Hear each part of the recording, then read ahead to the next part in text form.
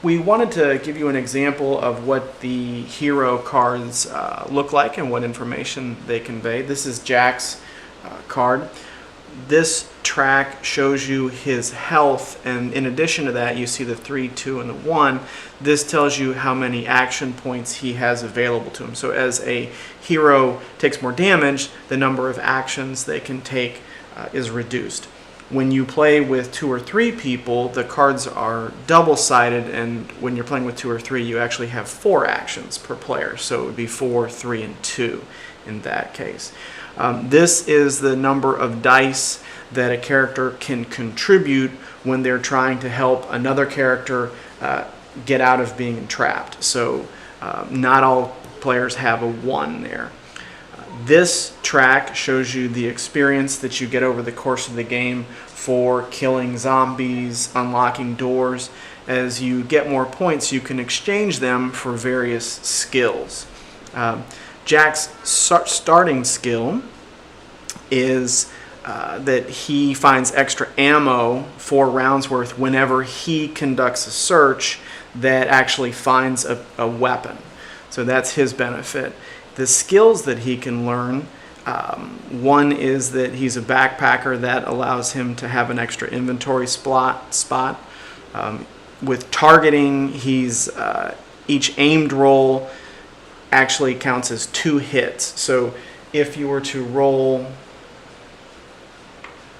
that, you would need to roll it with an actual hit as well. Under normal circumstances, what that would do is allow you to extend the range of the shot. If you were using a weapon that could only shoot 1, this would allow you to reach out 2 rooms, but in his case, it actually allows you to do an additional point of damage as well.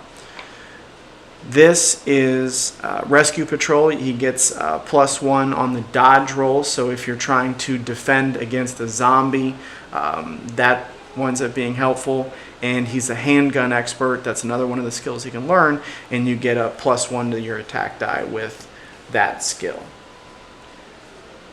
Also in this case, he has some equipment with him. He's got a handgun. In this scenario, he's got 4 rounds left. We use the black cubes to show whenever a weapon is fired, you take one of those away. The blue number tells you the range. So in this case, with a handgun, you can shoot 1 room away. The red number tells you how many attack dice you would use. So in this case, you would roll 3. The other piece of equipment, and this is going to play a big role in the strategy that we're going to be determining in the hero phase, is that we have this grenade. This is telling you that you can use it 1 time, and that it takes up 1 space, and the damage it does is 2, and it's going to cover the whole room. So that's something that we're going to be, very good chance we're going to be using in the next turn.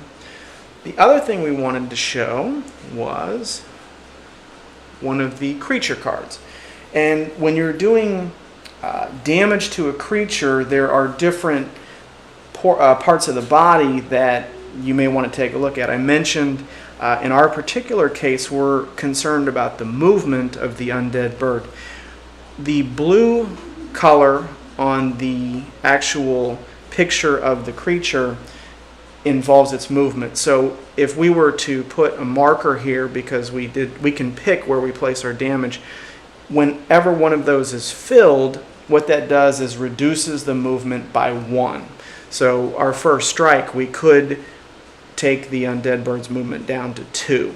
If we were to do 2 more damage to its other wing, that would reduce its movement down to 1. Notice that you can't take it all the way down to 0, so it will be able to move. The orange color represents its ability to bite.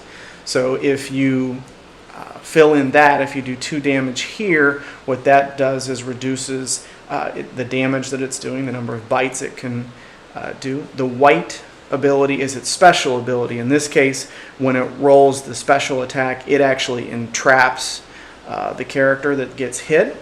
And the red is the amount of attack dice it can do. So these different elements all influence the ability levels of the creature.